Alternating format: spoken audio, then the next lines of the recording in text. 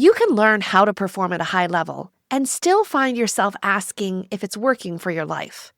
This conversation invites a question. What does performance look like when it actually supports who you are and how you want to live? This is the Your Next Success podcast, and I'm your host, Dr. Carolyn Sangal. I am a life-first career coach and strategist on a mission to normalize questioning your career, because I believe each of us is made on purpose for a purpose only we can fulfill. The longer we live out of alignment with who we are, what we do best, and why we are here, the more we miss out, and the more the world misses out on what only we can give. The Your Next Success podcast is where we explore how to build a career that truly fuels your life. We talk about self-discovery, smart job search strategies, professional growth, and you will hear stories from people who have navigated big career transitions themselves, so you can create a life-first career and become your own version of authentic success.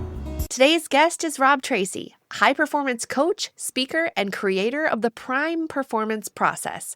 Rob works with entrepreneurs and leaders who are driven to grow, helping them strengthen resilience, gain clarity, and build consistency in how they show up.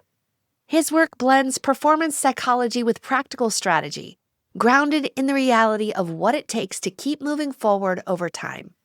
He also hosts the Surviving the Side Hustle podcast, where he explores the real experiences behind building something meaningful while navigating the demands of life and work. There's a version of performance that many people learn early. It's about showing up, pushing through, staying disciplined, and doing what needs to be done. It creates results and builds progress, it earns trust, and at some point, it also invites a question. How is this way of performing shaping your life? In this conversation, Rob Tracz shares the path that led him into the world of performance and personal development. From early experiences in sports to building a career centered on growth and achievement, he reflects on what it means to stay driven while also becoming more aware of how that drive shows up. We talk about mentorship, self-awareness, and the role of structure in helping people move forward. We also explore how performance evolves over time, especially as your priorities, relationships, and perspective expand. This episode is for anyone who's learned how to push and is now ready to think more intentionally about where that effort is leading. Welcome, Rob Tracz, to Your Next Success. I'm super excited to have you on the podcast today. Well, thank you for having me. I'm excited to be here. Awesome. Yeah, I was on your podcast. Loved that experience. Thank you for that. If anyone hasn't heard that one, you need to go to the Surviving the Side Hustle podcast. I happen to be a guest of Rob's, and he has lots of other phenomenal, fabulous stories that you absolutely want to make sure that you hear. And now let's get into Rob. Let's get into your story. So we're going to get to how you're a performance coach, how you help lots and lots of people. But what about you? Let's talk about your story, kind of your origins. Where were you born? What was life like for the very youngest Rob? Yeah, so I was born in just outside of Philly and lived there for a little while until I was about, I'd say 7 or 8. And then my parents got divorced, and my younger sister, myself, and my mom had moved up to, most people say upstate New York, but if you're from New York and pretty much if you're above the city, most people think you're upstate New York, but I consider it like the Hudson Valley. It's not that far. It's about like Poughkeepsie Range area. And I lived there all through high school and then went to college, undergrad upstate, further upstate, and then came back down, started working in Connecticut area, and then eventually made the move over here and currently living in Connecticut. So like hit the whole tri-state area, moving through. Life was great, kind of upbringing, but when we were making that transition from Pennsylvania to New York, we had moved around a couple different school districts. So there's a couple years between like first, second, and third grade where I was switching different districts, and that made it very hard to, one, make friends because you put in a lot of effort to kind of connect with people, and it's really hard to maintain the friendships, right? Because you're a little kid and then you're just moving, and it made it difficult. So it was always hard for me to connect with people. And eventually I got into sports, and athletics became kind of like the gateway to personal development for me. So then I developed this sense of, okay, working hard, kind of moving, working on myself can lead to success in different, whatever that success kind of was. So for me at the time, it was the connection, the friendship, the attention from others, and that helped me do really well. And that gateway kind of opened this whole journey, as I was saying, through academics and personal development, and led me into going into grad school, getting my master's, and becoming a very successful strength and conditioning coach. But then ultimately hitting this burnout phase where things needed to change. And I wasn't quite ready to make that shift, or dropping that previous identity of myself and stepping into this new role. So that was a whole nother journey and path to kind of going on to. So there's been a lot of ups and downs, and personal development and momentum's kind of been the through line for myself all the way through. Yeah. And so moving so young, I also moved different school districts, different things, just as my parents' kind of jobs ended up shifting. And I think that's something a lot of people don't recognize, especially when you go to an area. Now, was it still city-ish areas, or was it more smaller town? Like when the places that I ended up moving, it was like everybody was related to everybody. Somebody's cousin, and all their little, even at first, second, third grade, like the little friendship groups were already formed. So coming in as a new entity is a little daunting, and you don't really know who to trust or who can be your friends or any of those things. But tell a little bit more about that. Yeah, that's so true. And yeah, it was very similar to the same kind of thing. There was family run businesses. Everybody knew everybody, cousins, best friends and such. And I just remember it was so weird because growing up just outside of Philly, we were in the suburbs. We had sidewalks to kind of ride the bikes on and run around drawing with chalk. And when we moved up to upstate-ish New York, where we finally called home, I just remember being like, there are no sidewalks. Like, it's just like outside and then grass, and there's like cows and like trees everywhere. Like, what is this? So for me, that was the whole, whoa, where are we kind of thing. Yeah, that's amazing about the sidewalk connection factor. Yeah, I hadn't connected it, but like when we were trying to get our house before we even had kids or stuff, like I wanted to make sure there were sidewalks. And I'm pretty sure that's why, because I lived in some places where there were sidewalks and you could ride your bike there. And then there are places where you weren't. And so then you're forced to like ride your bike on grass or packed gravel, and neither works very well. Or you're just by yourself and you're like, it's kind of lonely, but if you're at least in a neighborhood, you just ride your bike on a sidewalk, you could happen upon somebody else happening to be outside. And so those kind of things. So that's yeah. We're not saying there's anything wrong with non-sidewalk towns. It's just that that's not what I was used to. I was used to like a traffic light at every intersection. And then I was like talking to my dad one time. I was like, I think there's only one traffic light in town. It's so weird. Yes. Wherever you are, there's great, amazing things about it. But coming in as a newcomer, even some, regular infrastructure things that you take for granted can help that transition. But I always thought that it was easier for boys than it was for me. And based on your experience, if it was still difficult and challenging to find friends, maybe it's just difficult and challenging moving as a child regardless. It doesn't matter, boy, girl. Yeah, I think it definitely is just challenging regardless. And because I was at a young age and I didn't really have too many hobbies outside of like just watching TV and playing like video games. And I'd never wanted to play sports. Like I remember my dad talking to me about like, he's like, you should play flag football. You'll love it. You like watching football with me. And it's the same thing, except you got a flag on your pants and people try to grab it. And I'm sitting there thinking that there was like a flagpole and like I had to run around with this like flagpole attached to me. I'm like, I'm not going to do that. That's weird. Right. Yeah, that's cool. All right. Now, what about what did your parents do for work? Yeah, so my dad was an aircraft engineer working over at Boeing, and he worked there for his entire life. And then my mom had some type of office job when we lived in Pennsylvania, and then when we moved up to New York, we spent a year in like a trailer park where my mom was adjusting and trying to find a new job. And then when she found a job, she was working some sort of office role in an environmental type of business. So I'm not 100% sure what her role was, but that made a big transition because we were pretty comfortable when we lived in Pennsylvania, and then moving to New York, it was like, okay, well, now we can't afford a lot of different things. We have to make these big adjustments. I didn't really have too many friends. I didn't know that sports was going to be the huge game changer that it became for me. Yeah, So I was kind literal. of like, I was kind of like afraid to do that, afraid to make friends. And like, I was a shy little kid and I just wanted to kind of keep to myself. And it wasn't until we made it to Highland, which is that small town we called home, that I met my friend Sean. And Sean was the same as me, very like internally driven. He also liked like Pokemon cards and video games and a lot of stuff that I liked, and we bonded over that. And his dad was also the youth football coach, so his dad Oh, is what inspired me or got me to come out to football practice in the first place. and did you start with flag football, or by that age, where is it just real football? Well, at that age, there was like an in between.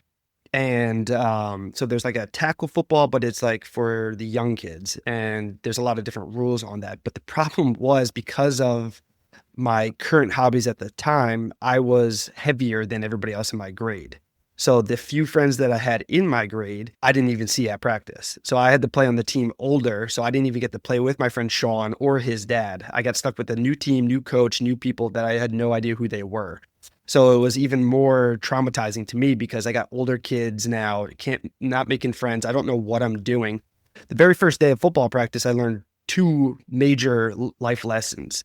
The first one was that you can't wear jeans to football practice. So I figured that out and I was like, all right, good, got that down. Second thing I learned was like, hey, I'm terrible at this. I was like, I'm really bad at this. And I could see some of these other cooler kids seem to get through everything with ease. Like they run so fast, they can do the warm-up laps, they can do the push-ups, they can do all that stuff really well.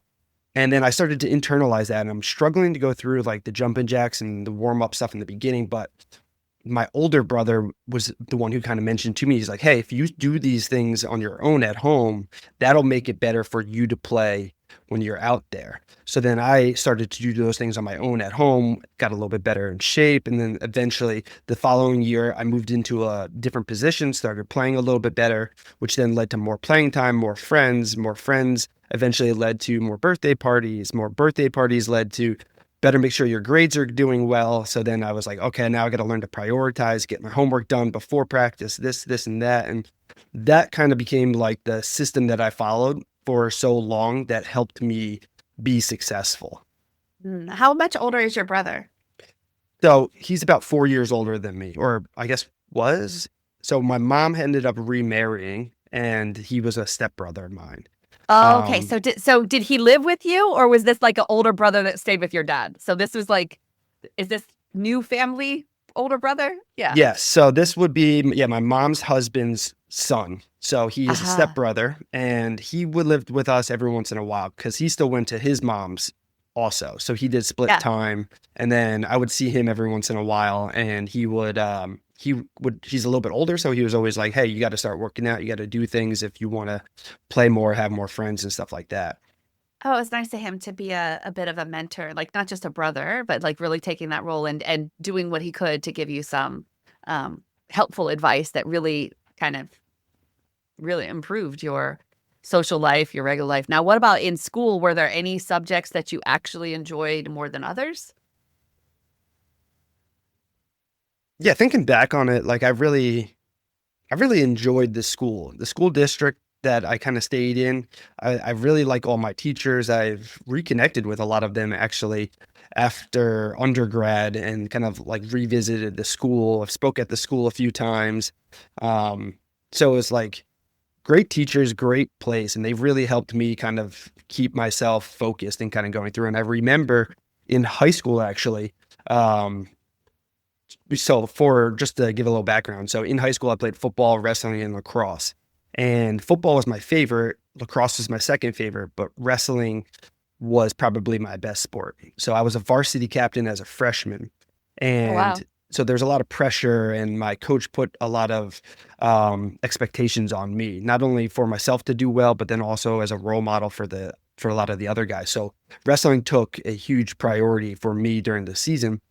And my global honors teacher really saw that it was weighing on me a lot. And she would come to me afterwards and be like, hey, talking to me, saying like what's going on. I explained to her how tough wrestling had been and all the expectations and things like that. And she was so understanding that instead of just being like, hey, you just got to get that done or you got to get your grades up, she like worked with me to help me create a better plan so that I could fit my studies back into my schedule and my life so that I could continue to do better. She did show a little bit of tough love, and she's like, Rob, you are an athlete. Like, you know what it means to like buckle up and put in the work. So this isn't going to be easy. I'm not going to just help you with your grades, but like you're going to have to show up and put in the effort. And I'm so grateful that Miss Gruner did that, because that really helped me be able to adapt down the road, especially in grad school and different things, to make changes for according to the priorities that I held important at the time. It seems like there's a lot of people that have come into your life, given you advice, and you listened and you took it, right? And sometimes, because people will be like, "Oh, teenagers are difficult," and this and that, and I have some, and they're fun in different ways. But like, why do you think that there were certain voices that you actually wanted to listen to and take action on that? Like, how did they show up differently than anybody else trying to tell you what could have been done? That's a great question. And I'm not 100% sure why. I think maybe part of me understood that. So I think I understood certain influences. So because there's also a lot of, let's say, not as positive influences in high school with other kids and different parties and things like that. But I think when I had moved to Highland and I had gotten connected with my friend Sean and that core group of friends that I had, I think they were a huge role model, because there was never really pressure to go out partying or drinking or any of these other things, especially in high school. And as a group of friends, we really prioritized athletics. And I think that also allowed me to develop a good relationship with the teachers and the other coaches and the other models that like I looked up to. And I think that helped me kind of make better decisions. So when a teacher that I cared about and genuinely liked came to me and showed interest in me as well, not just like, hey, you need to get your grades up, but like, hey, let me help you with this. I think that was an opportunity for me to then like pay attention, like, oh, okay, they don't just care about X, Y, and Z. They actually care about me. It seems like they're interested in not only my grades, but my general well-being. That's awesome. Now, when it came time to figure out what you were going to do after high school, what even went into that decision? Like, who did you listen to? What did you consider? How did you ultimately choose to A, go to college, and B, where to go? Yeah. So, well, because of sports being kind of like that main thing for me, any free periods I had, I was always in the gym classes playing badminton or whatever the other things were going on. So I was like, oh, that's it. I'm just going to be a gym teacher. This is going to be awesome and great. And I started looking, and my football coach went to this one school. Actually, two of my football coaches went to SUNY Cortland. And SUNY Cortland, upstate New York, is well known for phys ed. So I was like, that's it. That's where I'm going. I applied to a bunch of different schools, and I got accepted by all of them. But then Cortland was the only school that I applied to that didn't recruit me for football. So then I was like, all right, well, I really want to go here. They didn't recruit me for football. So I was almost like, all right, I'm going to go there and I'm going to walk on and play just so that I can prove to myself and to the school and all this other stuff. So that was pretty much why I decided to go to Cortland. And then it worked out because I walked on, made the team, had some playing time, scored a touchdown, college football. So I was pretty amped. But then I quickly realized that I didn't want to be a phys ed teacher while I was in school. So then I was like, all right, well, trying to think about like, okay, well, what am I interested in? I love being in the gym. I love working with the teams. I love working with everybody, kind of like for this improvement. Personal development's always been a thing. I was always the guy who was like reading Men's Health magazine and like sharing odd facts to my friends. And so I was like, all right, well, maybe the gym, maybe something around there. So I found that I could study kinesiology, which is the study of human movement. And I've really enjoyed that. And as I was I shifted out of football and I started playing rugby, and that was an amazing experience because that was the same athletic, physical components as football, but then there's also this much bigger social component, and it was different. So it was unique and new, and it was a new challenge for me to learn. So that, and then playing, I realized I could continue that team camaraderie after football, after college, because that's something else I could continue to do. But once I graduated with kinesiology, I was like, oh, well, what am I going to be doing now? So I did an internship in the strength and conditioning facility. And I was like, wow, this is great. This is an opportunity for me to be around not necessarily just my team, but a lot of other teams. So I can continue to preach and talk about personal development to help these other athletes become better versions of themselves so that they can play better and work and win championships and so on. And that's when I made a shift into like strength and conditioning and realized like, oh, I want to get my master's and I want to get really good at this. So I got my master's in exercise science, concentration in performance enhancement. And that was just like a whole new world for me because that was like, okay, now that I have this done, where do I want to go? How do I continue to help people? And that became like a whole new world for me as well. Imagine what your life would be like if your career aligned with who you are, what you do best, and actually fueled the life you want. At Next Success, we support all ages and stages through career transitions, from students exploring majors or careers to job seekers actively searching or reimagining their next move to professionals committed to self-awareness and leadership growth. Stay connected and explore what's possible at nextsuccesscareers.com and follow Next Success Method on LinkedIn, YouTube, Instagram, and Facebook. I forgot to ask, from your younger self, pick an age, when you started to make sense of the world and look around at adults or what you thought success was, what did you think from like a pre-version of what you know now? So A really good question. So what was the definition of success for myself? Like maybe when I was like younger before college? Yeah. Or even like your youngest self, right? Even moving or like what was success? Because I imagine life in Pennsylvania was very different than life in New York. And so at some moment of time, you started out with a definition of this is what it means to be a successful adult. This is what they look like. This is what they have. This is what they do. This is who they are.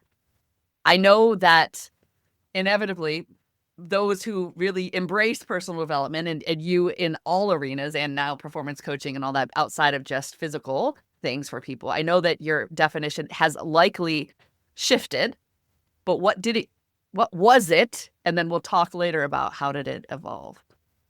Yeah, that's great. And I think, as a kid, the first thing you assume success really is just like financial success. Like, okay, well, how do you make more money?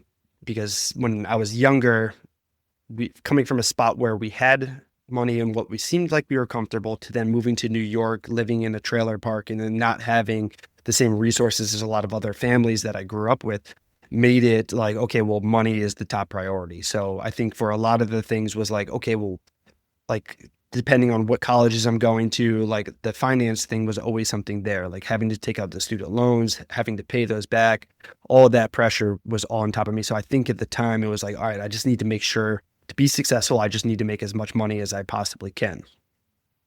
Okay. All right. So now you're in, you decide and you go to grad school and you get the exercise science and all of those things. You've had this introduction into kind of more personal training, relationships, and coaching people on their fitness, as well as the whole overall component. And then how did you choose how to branch off after that? Like, and then what happened, Yeah.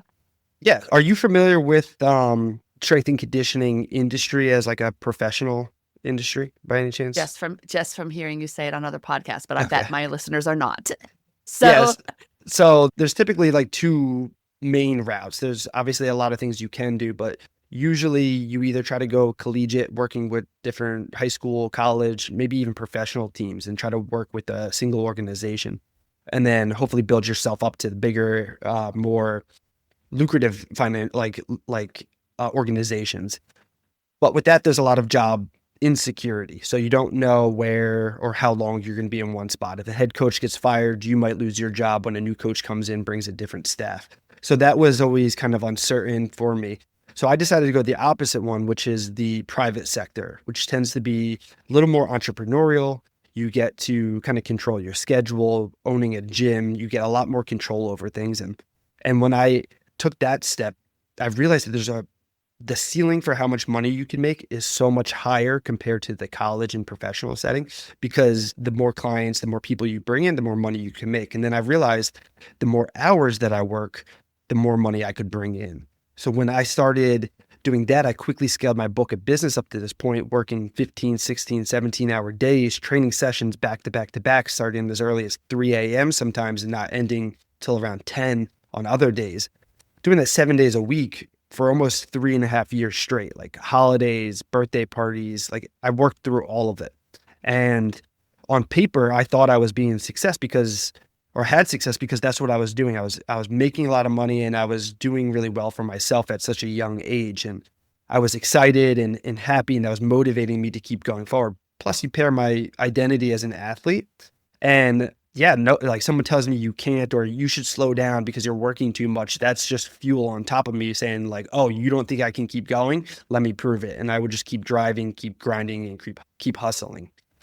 Yeah, and also based on what you thought success was, you're doing it. You're executing it, like more and more and more, give me more, right? Like higher performance, let me keep going, let me do this thing. And I imagine that, as exhausting as it was, there was also some sort of a component of like, wow, I'm really helping this person. I'm making a big difference in their life. I have to do this because they're leveling up and everything is dependent on me showing up here for them. And so like, it just makes this cycle of you being the perpetual helper. And who helps the helper? Like then how did that work out after several years of what you think in some ways is doing the right thing and it is impacting lives, but what were the effects then that it ended up having on your own life?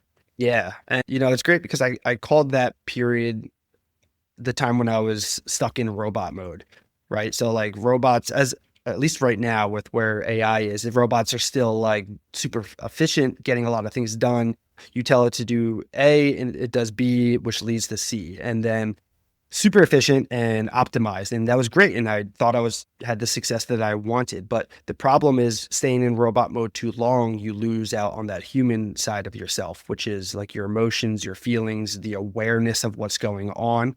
And during that time, I was financially doing well, but then like the girl I was dating and our relationship fell apart. My own health started falling apart, even though I'm supposed to be this role model for strength and health and nutrition.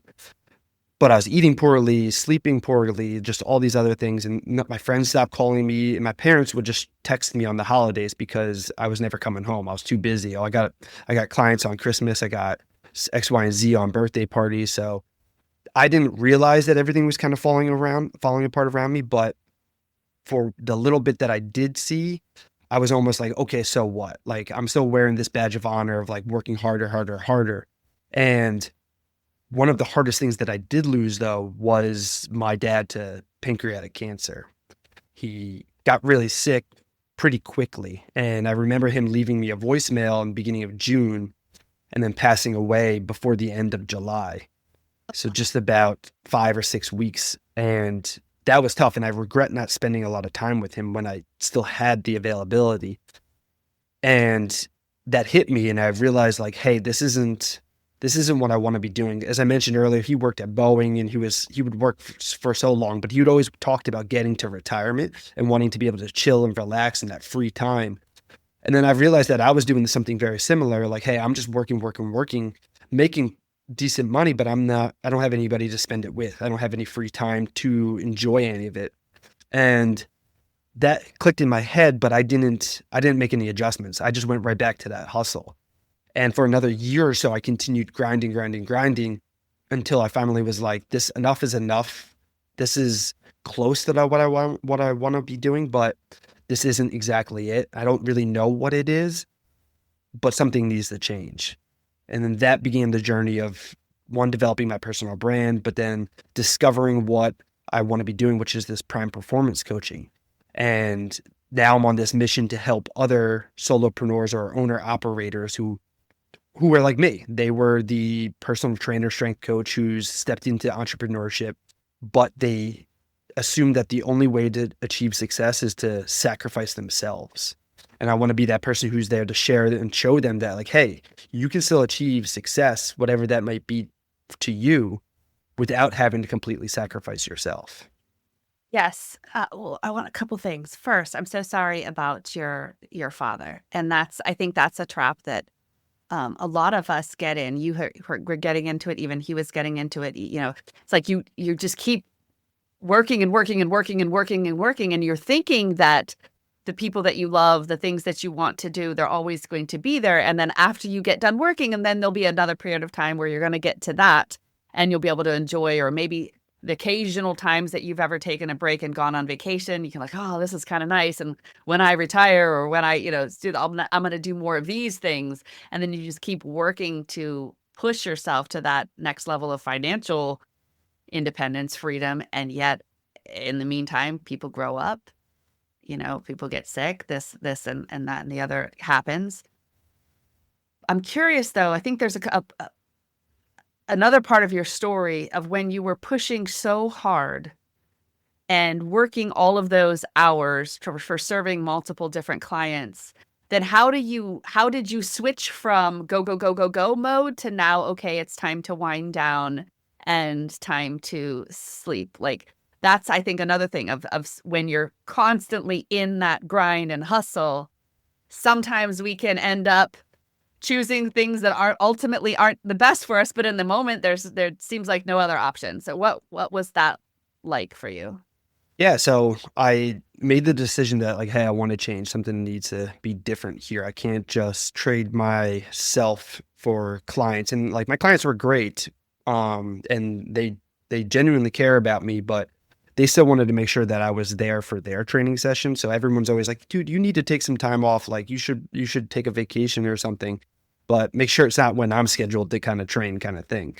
So it was like a process for me. I'm like, okay, well, how do I start to do this? And then I got interested in online coaching, and I was like, all right, well, if I get some online fitness clients, then I won't have to take on as many in person, and then that can start to buy me some time. So then I began to do that a little bit, and then I started researching supplements and different products, because people had always been asking me about which proteins to use or which creatine brands. And then I was like, well, instead of me referring this out to everybody, why don't I just research a manufacturer and try to figure this out and piece that together? And eventually I saved up enough for some vanilla protein, and found out that not everybody loves vanilla protein as much as I love vanilla. So once I then saved up enough for chocolate, things started going a little bit faster, and eventually made it up to like 32 products. And now that's pretty great. But I was kind of piecing things together, trying to buy back some of my time.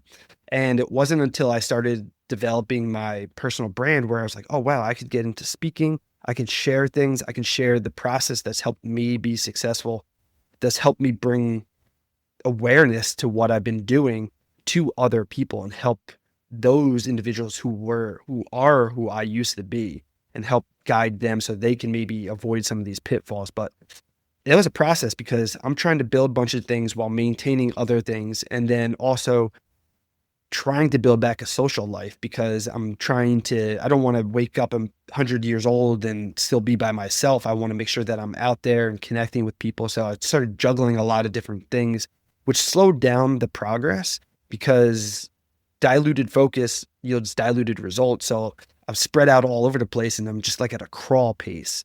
And just in the past year or two is where things started to like really hone in. It's like, okay, now this is why you do these things. This is why you do the speaking. This is how you do this. And it all started to fall back into place for me.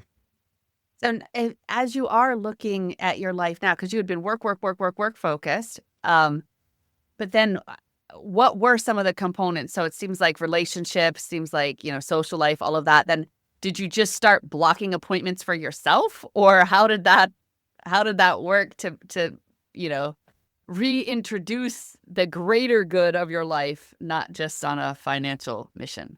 Yeah, well, I mean, I started to, and I was really poor at sticking to my boundaries. So I would plug it in, but then it would never happen. And so then that would became like a new thing for me to learn, was like, okay, how do you stay disciplined to yourself?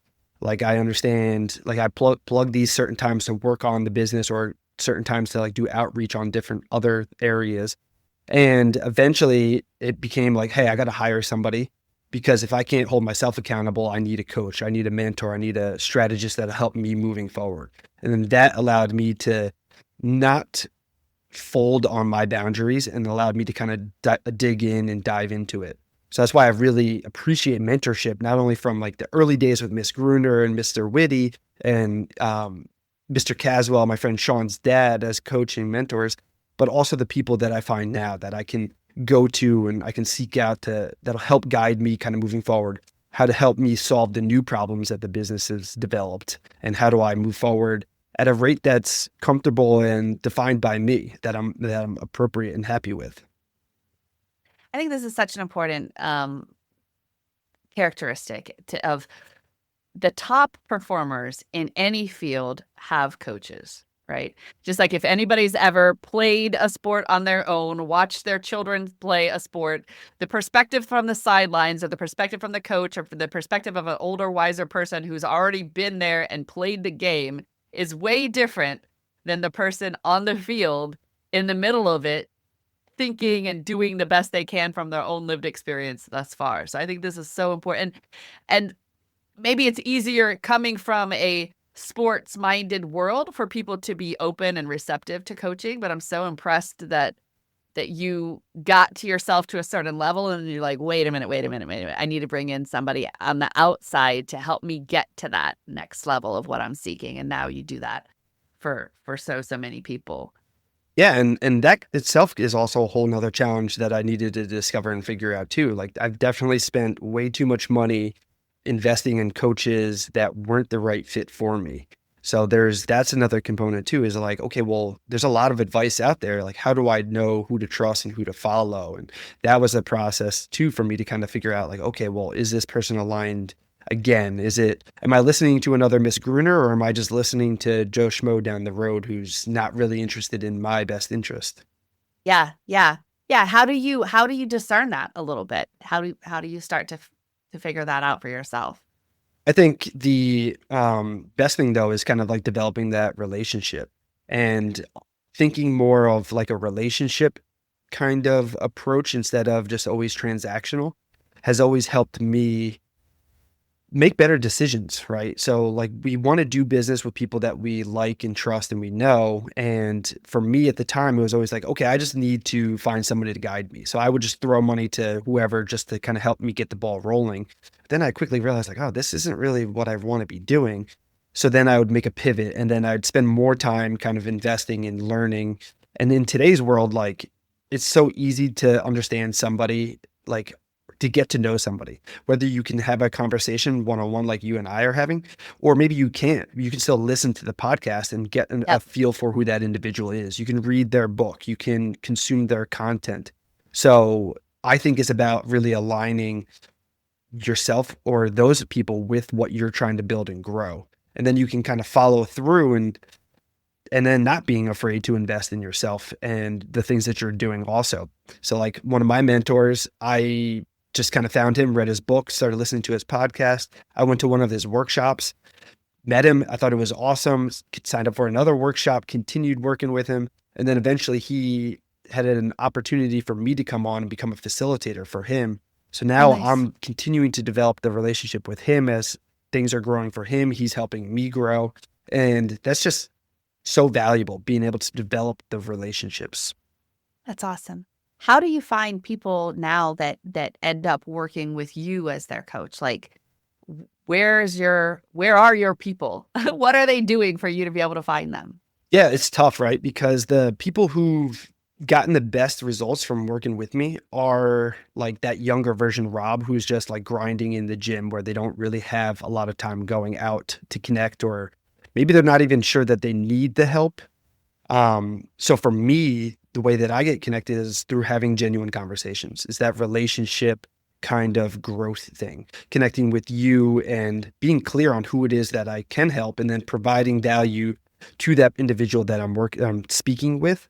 And then through just being top of mind and connecting and sharing a lot of valuable information and resources, my work just kind of gets spread out and I get introduced to a lot of people and just genuine connections. And I have to have like a good vibe with somebody too, right? So like it goes both ways. Like I wouldn't want somebody to just come and start working with me if I can't have like an honest, comfortable conversation. If I feel like I'm on eggshells or if it feels weird, then it's probably not going to be best fit or beneficial for them on the other side. That's so important also to listen to those signals and those clues and those feelings that we're having about whatever the environment, whatever the workplace, whatever the working relationship. Yeah, some people are showing up, wanting to do their best to help move their lives forward, the world forward. Those people I jive with, you jive with. Sometimes there's other people that like they're great people and they probably will be served better by someone else. So I think that being honest and listening, because in that quest for success, it could be easy to try to take the quick dollar, but that's going to have other consequences down the line if it's not ultimately a good fit. So I think that's a really, really important point as well. Okay, so I'm curious now, as you've kind of evolved from this, you still have some core facets of your work, right? Still some through lines. So this relationships, this people who are striving to be a better version of themselves, and whether that's fitness, whether that's more holistic coaching, and things that you do now, but like how and your quest from not just a financial situation, but now to a more holistic life view of who you're trying to be. How do you now define authentic success for you in this moment? Yeah, I think the most simplest definition that I could come up with for success is just like forward progress. Like for me, just moving and achieving the things that I set out to do, whether that's connecting with more people, growing the business, or speaking more. I think success is just that forward growth for ourselves, whether that's personally with my relationship with Victoria. Are we moving forward? Are we continuing to grow that relationship? Is it with my friends? Am I still being able to be a good friend to a lot of people? Can I support them? My customers and clients, like, am I able to show up and continue to do a better service, provide more value to them? And I think the through line through all of these different terms of parameters of success, I think, is just that forward growth in progress. As you fast forward or envision, you living your best life coming forward, let's say a year or 2 or 3 or 4 from now, what does that look like? What do you wish would happen? Yeah. So it would be pretty identical to what I'm doing now. I think it would just be a little bit bigger of a scale. I would have a couple more coaches running a lot of different workshops and things that I'm doing, more bigger events, more people. I think it would just be an amplified version of what I'm doing right now. That's awesome. That's great. That means you're living in your purpose in this moment, and you want to keep doing and sharing your voice, your light, your impact. How do people find you? How do they work with you? Yeah, the easiest place to find me is on socials. Instagram and LinkedIn is where I hang out the most. You can find that just by searching my name. Should be the first one to pop right up. But also my podcast, as you mentioned earlier, is a great place to stay connected, hear the stories that I'm learning and connecting with. And that's at survivingthesidehustle.com. And if anybody's interested in hearing more about the different strategies that we teach at Prime Performance, or if there's any concerns or questions about what I kind of talked about today, always open for a conversation. And the easiest place to kind of book a time to chat with me is survivingthesidehustle.com/free call. Awesome. Thank you, Rob, so much for sharing more of your journey, more of your story on your next success. I can't wait to see what you do next, and I'm really excited to be connected with you. Awesome. Thank you so much for having me on today. This is so fun. Appreciate you. Thank you. Rob, thank you for sharing your perspective so openly. I appreciate the way that you talk about performance as something that can be developed, shaped, and supported over time. Thanks for listening to Your Next Success with Dr. Carolyn Sangal. Remember, authentic success is yours to define and includes aligning your career to support the life you want.